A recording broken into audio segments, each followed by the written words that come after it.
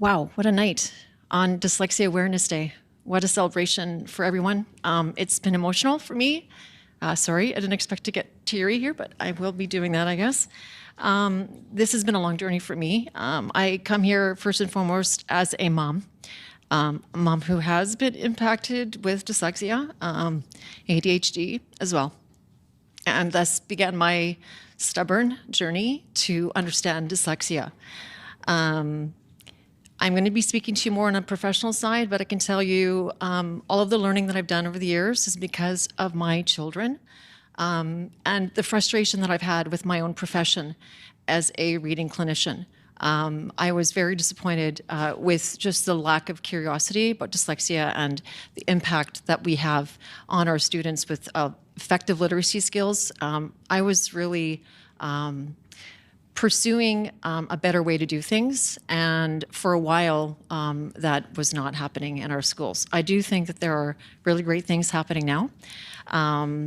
So just as background for me, I work in several schools in a public school division in Winnipeg as a literacy specialist. I am a certified reading clinician. I work at the University of Manitoba as a reading specialist with the Indigenous Student Centre as well. So I work with kindergarten students all the way up to adult students currently. I also work with teachers across Canada to support their understanding and responses to those with dyslexia with structured literacy. I also am the president and the founder of the Manitoba Teachers for Students with Learning Disabilities, including dyslexia, dysgraphia, and dyscalculia. This group is a special area group of educators with the Manitoba Teacher Society. We have had hundreds of teachers every year attend our MTS PD Day event, which focuses on PD for those with dyslexia, dysgraphia, and dyscalculia. Teachers want to know about LD. And when the question came up about this universal screening and changing it to something else, I believe very strongly that you should have those terms, learning disabilities, in the screen. Because one of the issues is, what has been mentioned earlier, is as an educator, I'm still recently have been told that I should not be using dyslexia, learning disabilities. So I do believe strongly that that term should be stuck with this universal screening initiative. And teachers also want to do the best that they can for every student that they encounter. Having a universal screener early on will support teachers' work in schools, as prevention and being proactive is by far more effective than responding to the issues beyond grade 3, as you've heard repeatedly here. I also completed a Doctor of Education through the University of Calgary based on adults with dyslexia in Manitoba. It was in the Language and Literacy Department of the Faculty of Education, and every single assignment that I did, I stubbornly, again, used dyslexia as a topic because traditionally the Language and Literacy Departments of the Faculties of Education do not really discuss or bring forward learning disabilities or dyslexia. And I have to add here, this is off script, but the University of Manitoba and the University of Winnipeg both have professors that are studying reading disabilities, and I do find it really curious that the faculties of education do not reach out to them to understand and learn from those experts. So my doctoral study focused on adults with dyslexia, and I listened to the participants' stories, and I was inspired by their journeys. Half of my participants did not have a diagnosis until they reached adulthood. They had decades of pain and carried shame by assuming that they were stupid. And those are the words that they used with me. And you can imagine how heartbreaking that was for me to hear that. This is a word that I heard by several of the participants. The participants who did not have a diagnosis until adulthood were scarred. They cried with me as they shared their stories. They were angry at a system that did not know what to do. In fact, those who had received the diagnosis of dyslexia in the K-12 system were exactly the opposite. They were self-accepting. They had developed an understanding early on and had learned to embrace and appreciate their identity. They were not emotional when they shared their life journey. They were proud of their accomplishments because of and despite some of their struggles. Most of those who had got a K-12 diagnosis did so at the advocacy of their parents. This should not be on the family's shoulders. Schools should provide universal literacy screeners for LD for that specific reason, to avoid the years of struggle, shame, and misunderstanding of their skills and challenges. Earlier is better. If we have a universal screener of learning disabilities, it needs to be efficient, based on thorough understanding of the best skills to test, and teacher-friendly. We need to support teachers with time to understand the purpose of screeners. We need teachers to be provided training with dyslexia and LD. And like a simple example is, New York City schools actually require all teachers to take a free online 1-hour training session to learn about dyslexia. This is not too complicated. We can do this. There's lots of materials out there that are from reputable sources that many schools and actually departments of education implement in the United States. So if we are looking for better ways to do things, we could also look to those resources.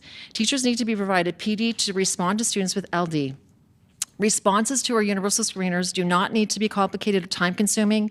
We can achieve equity by responding to the universal screener data with explicit, direct instruction tailored to students for pacing and broad literacy skills early on. And this is the key. Currently, one of the things that I'm doing in the schools that I'm in is insisting that I work in a kindergarten classroom and a grade 1 classroom.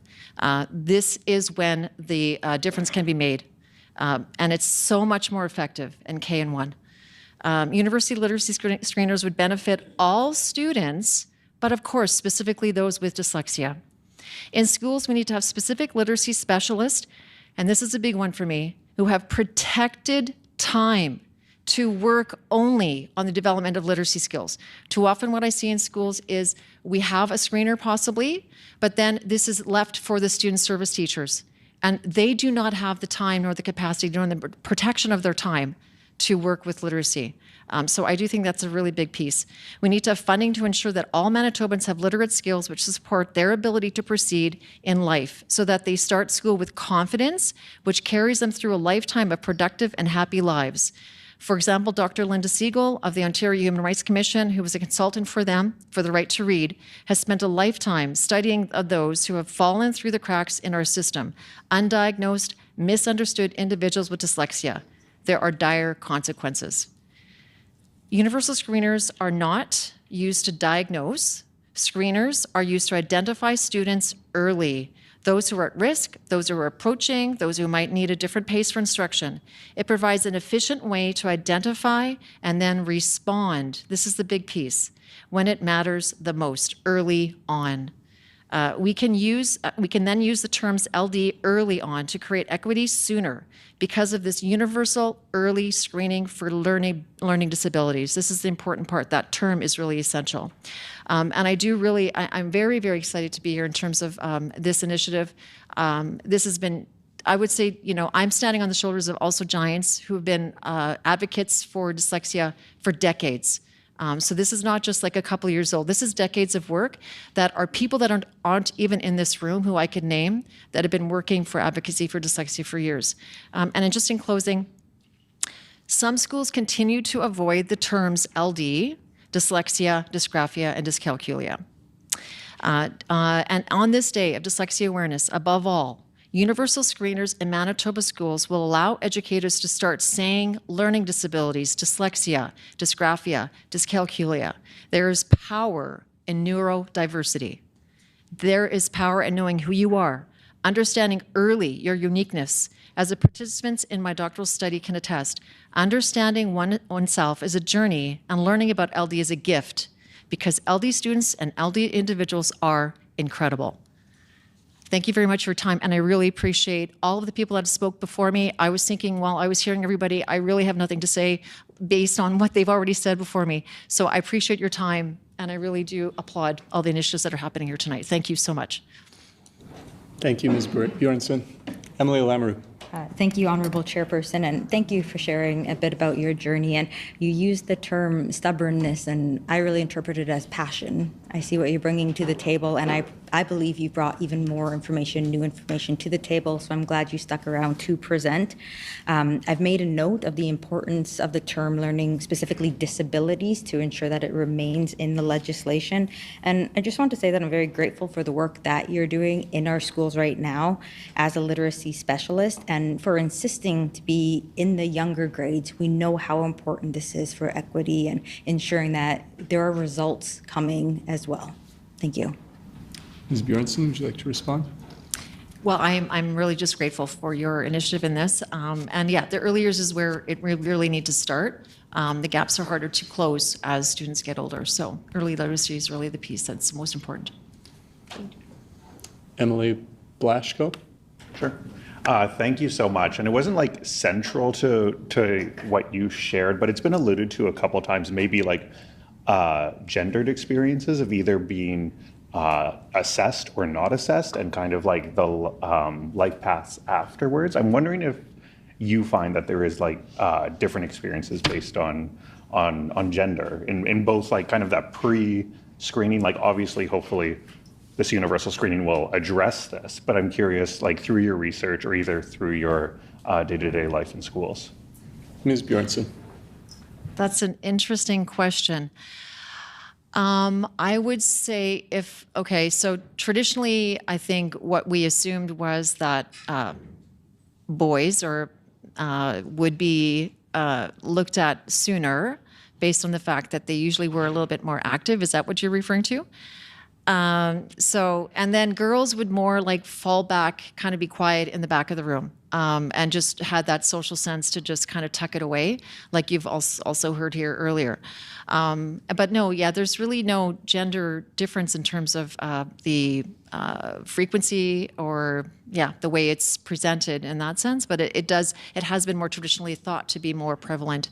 And I would say that, one of my participants said that they didn't even want to come to school, but they had the only, piece that they could actually, overcome some of their difficulties was being on a volleyball team and their coach insisting that they show up, so athleticism and things like that, can be a really great, or music programs, art programs, those kinds of things. So I don't know if it's really on a gender line anymore. It's more about trying to find different ways for those individuals to kind of shine. Yep. Thank you, Ms. Bjornson. Emily Cook? Thank you for your presentation. I was taking a ton of notes. Quick two-part question. Why is it important that we use the right language, learning disabilities, dyslexia, dyscalculia, dysgraphia, and why would some institutions want to avoid that? In your estimation, maybe you don't know the real answer, but I'm curious as to your thoughts. Ms. Bjornson? Okay, it's important because of what I said, and I think you've heard it a little bit here, that some schools are not really in favor of using the terms still. And I think given Dyslexia Awareness Day, it's kind of ironic that that's what we're testifying to here today. I think the reason that if there's a bit of an avoidance, if I can kind of just make a guesstimate, is that, we don't want to be seen as teachers diagnosing. And so there's a sensitivity there for, a teacher to say, oh, I think it possibly is dyslexia. But I think that's where a lot of the information that we've been sharing here, you have valid testing screeners that will be reliable, and going to be based on evidence, will be something that I could say the screener, according to its numbers, that it's showing that there is a risk for. So then it kind of takes care of the information that I may be sharing because it's going to be taken care of through the screener. So it wouldn't be me saying it would be the screening tool that kind of suggests that. So, yeah.